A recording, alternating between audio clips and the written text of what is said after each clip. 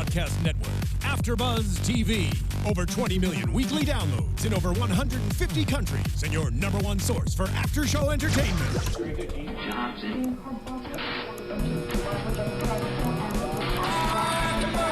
AfterBuzz TV, the destination for TV superfans. Producing aftershows for over 300 of your favorite TV shows, interviewing celebrities and showrunners, and bringing you behind-the-scenes exclusives. All thanks to E! Entertainment's Maria Menounos, producer Kevin Undergaro, and internet leader Akamai.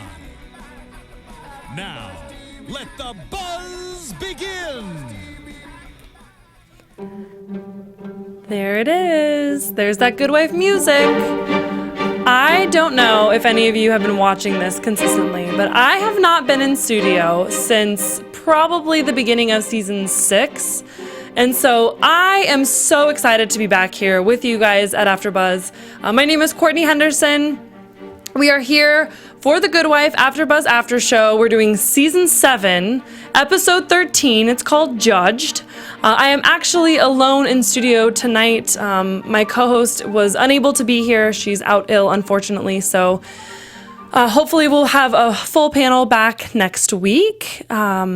Actually, there may be an award show. I don't even know. But we will be here the next time that there is an episode of The Good Wife. So here we are. We're going to just kind of dig right into it.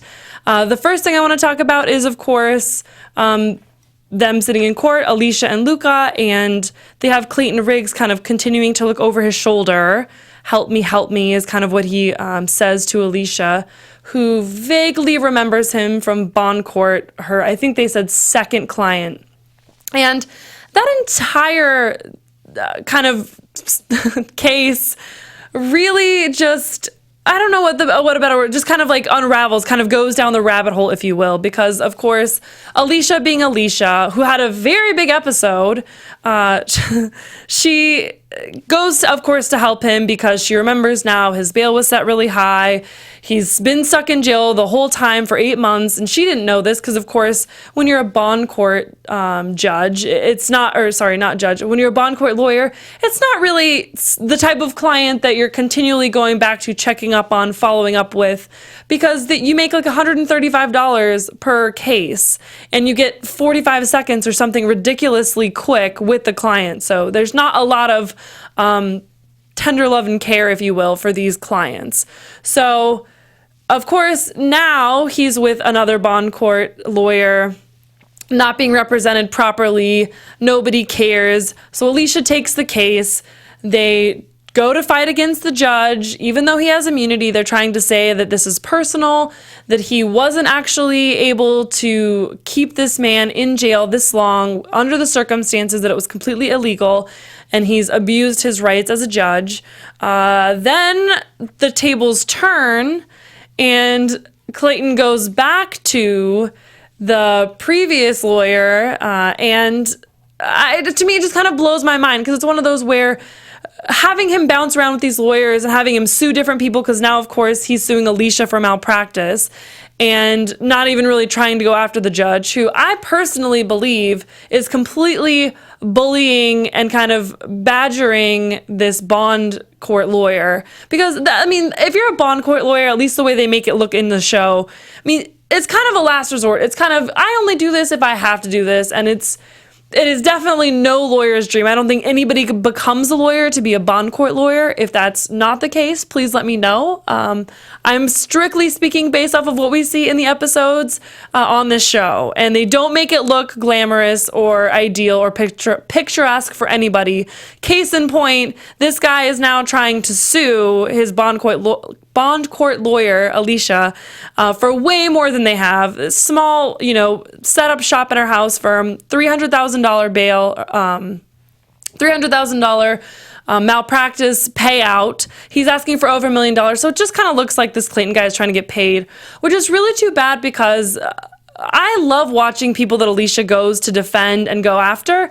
I like it when they end up being kind of a good guy or somebody that truly was wronged, and I think Clayton was. And so I love that she went after that with him, but I really, really don't like how it's kind of coming back to bite her a little bit. And that he's supposed to be kind of a good guy that was wronged, and now just going after anybody he can for any amount of money he can just kind of seems like not the good guy kind of a thing. And that this, bond court male lawyer that he's now got, and the judge, of course, are kind of teaming up against Alicia and saying that she's not liked and Peter's not liked, and, they've got this in the bag, and that taking it to trial would only give them more than the I believe it was 3 million, 1.5 million is what it ended up being for the malpractice. And I don't want to get into her stuff with, I guess, Carrie too much, but of course she's being sued. Carrie becomes her lawyer. She's not going to be able to pay him. So at the very end of the episode, we see that Alicia is offered to come back to the firm, and I kind of feel like Carrie's doing this a little bit behind Diane's back. Like, he didn't want to actually go to Diane and bring this up to her until he knew Alicia was on board, and that Carrie's kind of got something up his sleeve, because as we've seen in the last few episodes, Carrie's kind of a little, I don't want to call him a trickster because that makes it seem negative, but he's definitely kind of a pot stirrer, but it's almost a big picture sort of a thing. I've really, really liked watching his character. Now that Kalinda's off the show, we don't have that other side of him. He's been a little bit flirty with some people, but nothing's happened. He hasn't acted on it at all. And kind of overall, actually, until this episode, we haven't seen for a few episodes since Kalinda's been gone. And of course, since Will has been gone, Alicia hasn't really had much of a love life. So there's not really been kind of that steamy romance. I mean, the biggest thing we've had is Peter's mom, getting engaged and all of that, and the prenup and stuff. I mean, and that isn't really gooey, mushy stuff, and it's, kind of a side story. So none of our main playing characters are in sort of a love story or a love triangle. Of course, until this episode where Jason comes back from Silicon Valley and just stops by. He doesn't call. He brings Alicia oven mitts, of all things. I mean, he's been invited over for, what was it, like mini tacos that turned into something else because that's the only frozen thing Alicia had in her fridge. I mean, come on. I mean, you bring the woman oven mitts. Is this some sort of gesture because she's going to start just, pulling frozen things out of the oven for you? I don't know. But I loved watching her go and get that kiss from him and just kind of not do the proper thing and not worry about anything but what she wants and what she feels in the moment, because of course, we've seen all this stuff with Eli going on, and I mean, don't get me wrong. I mean, Eli really kind of screwed her over in this whole situation with Will and the voicemail and now confessing. And it's one of those things, as I've watched, I've really gone back and forth as to whether or not I think that she should have been told. I feel like it was selfish, I guess. I feel like Eli told her kind of to get it off his back. Tell me what you think. Do you think that Eli actually was telling her because he felt bad and he wanted her to know, and he was trying to bring some sort of comfort for her? Or was he just trying to clear his conscience, and it was sort of a last attempt, if you will, to get her to really see how much he cares, and of course it completely backfired? Because I'm having a hard time. I'm really having a hard time with how much Alicia is just kind of not letting it go. At the same time, just now kind of talking it out, I feel like there's a little bit of a moment where it's like, well, maybe actually Eli needed to tell her this, and while it may have been for his own benefit up front, Alicia needed this for closure so that she could move on. She needed to know that, like Eli says in the episode, he didn't take anything away from her. He didn't give her anything that would have changed how things ended, how, Will died. None of that would have been affected. Yes, maybe they would have had 3 months together. But in some ways, it's almost better that she didn't know in the moment, because maybe they would have made some public drastic changes that ultimately would not have had a lasting effect or kind of impact in a good way, because he was going to be killed and shot in that courtroom. So this way she, isn't the one that walked out on the marriage, and all of those things have stayed intact, and she was able to accomplish things that she otherwise wouldn't have been able to had they gone public and really just kind of gone all in together in that relationship. I mean, and of course, these are things we'll never know, but what Eli said that I really did like, that ultimately she ends up forgiving him at the end of the episode, is when he says that he didn't stop them from being together. They still were together, and him not telling her in no way changes the fact that he was shot or how he died or where he died. That was all still going to happen. And so I like that. And I love that he comes back to apologize again. This is definitely weighing on his heart. And again, whether or not his intentions were pure when he told her, I feel like it's just one more way of him showing his loyalty and kind of the way that he really is on Team Florrick, and he isn't really on team anybody but Eli for the most part. I mean, he's very selfish, very structured, very strategic, calculated in everything that he does, because he wants to win, he wants success, he wants power. And of course, we've seen this vulnerable kind of fish out of water side to him with the whole presidential campaign. Of course, that's, over now. We see that Peter lost, but it's been kind of an interesting character to see him kind of, transition into, and to see now where this goes now that Alicia's forgiven him will be really interesting. But first, let's talk about the breakdown, the meltdown that she has. Jason comes back. She's very cold to him. Doesn't end up telling Luca at all about the fact that he's back. She finds out on her own and meets with him and finds out Alicia was supposed to talk to her about his raise, and none of that happens. And I think it's just because, like Alicia says in her breakdown, which I felt was just so beautiful, and to me a true testament to having the same writers and creators, to having the Kings in this show for the long haul, so invested in these characters, doing right by them, that they really gave Alicia this moment, because I can only imagine, thankfully, what it would be like to get information or news about the person that you loved, and now it's really over, and they wanted everything that you wanted, and now you know that. And so I almost feel like it kind of let her go, and she needed that moment. And why Luca is the one that was there for that, I feel like it's only because she doesn't really have any friends anymore, and this was sort of that way for them to fully connect and bond as friends. Like Luca says, you're here and you're doing this, and the point is I need you here and I need you, and I can't do this without you. And I also love that Alicia actually kind of admits that she may not even like her kids, because it's just such an honest thought. It's such an honest way to write it, because what mother would ever actually talk about hating their kids or not liking their kids? Of course, we know she loves them, and she's a wonderful mother and is doing the best that she can and gives them all that they need and probably more. But to see that moment and kind of have her admit that, I really loved that they did that all to her. And then it gave her the freedom to move on and to kiss Jason in the elevator and kind of go for that big, bold move, especially after he's just told her how fine he's always going to be, no matter what he's thinking, or what she's thinking about him, or what she's worrying about, that he's just going to be fine. And I love that, it didn't just kind of end up being this thrown away moment in the elevator, that they actually end up kissing again. He stays after when Luca leaves, and has had a late night, and they're going to talk over her case, and they end up kissing again. And I'm really excited. I mean, I love Jason as an actor. I love this character, and I love the actor playing it.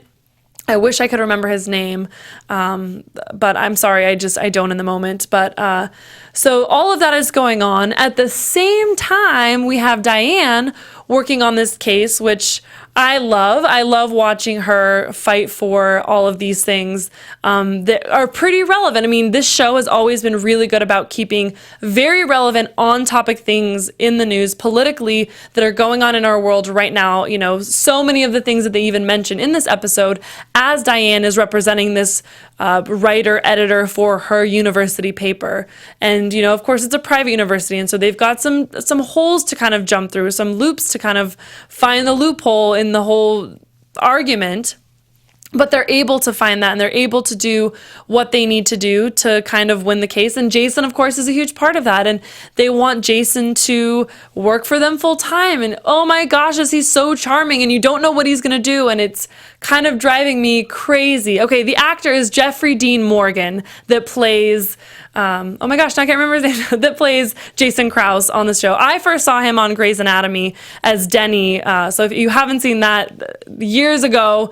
And so it's so much fun to see him kind of older, more distinguished, and with a character that I hope stays on the show and becomes kind of a series regular for the rest of the season. I think he's going to be sticking around, and who even knows right now if there's going to be a next season. That's a whole nother topic that I want to wait to get into until I have a full panel, because it's kind of a heated topic. I would love to kind of get some of your insight, what you think is going to happen with the Kings leaving the show and all of that. But let's get back to Diane and her case. So we're watching her, go through this case. Of course, like I said, Jason actually ends up kind of saving the day. And again, we know he was a lawyer. We know he was disbarred for some things that happened, but we don't really know a lot about him. We don't really know the depth of his experience or his resources.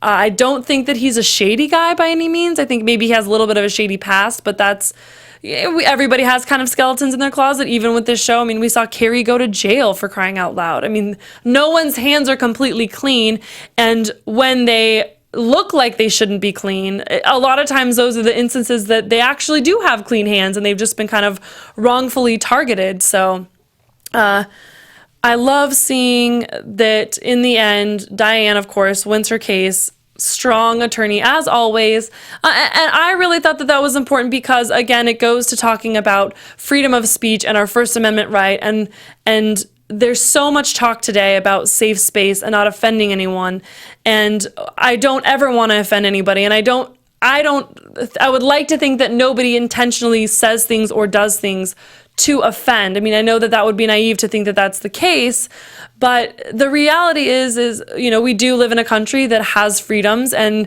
we are able to kind of have the freedom of speech to speak our minds. And I love that they address that, and ultimately that she, as the school editor, won the case, that the paper cannot be defunded by her private university because they don't like what she's saying. Because I think having contradicting viewpoints and having conversation and being able to discuss or debate healthily is very crucial to progress and to things moving forward. I mean, case in point tonight, I'm here by myself. I don't have a co-host to kind of bounce ideas off of, to kind of try to defend my point if they don't agree, or to get somebody excited with me, or to get excited and passionate about what they're talking about, and to have them expose something that I hadn't even seen or thought about in the episode. Those are the reasons why having the freedom of speech and having everybody get their own viewpoint and being able to speak out about what that view is, especially with respect and, kind of a safe place to do it, that's important.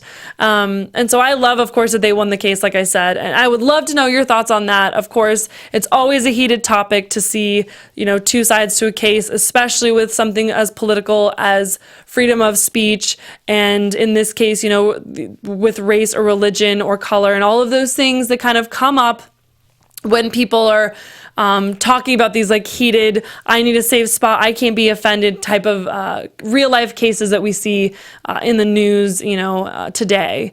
I guess that's pretty much it for this episode. I feel like I think we kind of covered it all. If there's anything that I missed and you want to discuss, please tweet me or, comment in the YouTube channel. Again, I apologize that there was nobody here with me tonight. But again, I will absolutely converse with you online, and we will have another host in studio as soon as possible. I'm your host, Courtney Henderson. You can find me at COUHEN on Twitter or Instagram, and of course on the YouTube video. Follow us, tell us what you think, let us know what you like, what you don't like, and we will try to make all of the adjustments and changes that we can. Have a great night. From executive producers Maria Menounos, Kevin Undergaro, Phil Svitek, and the entire AfterBuzz TV staff, we would like to thank you for listening to the AfterBuzz TV network. To watch or listen to other after shows and post comments or questions, be sure to visit AfterBuzzTV.com. I'm Sir Richard Wentworth, and this has been a presentation of AfterBuzz TV. Buzz you later. The views expressed herein are those of the hosts only and do not necessarily reflect the views of AfterBuzz TV or its owners or principals.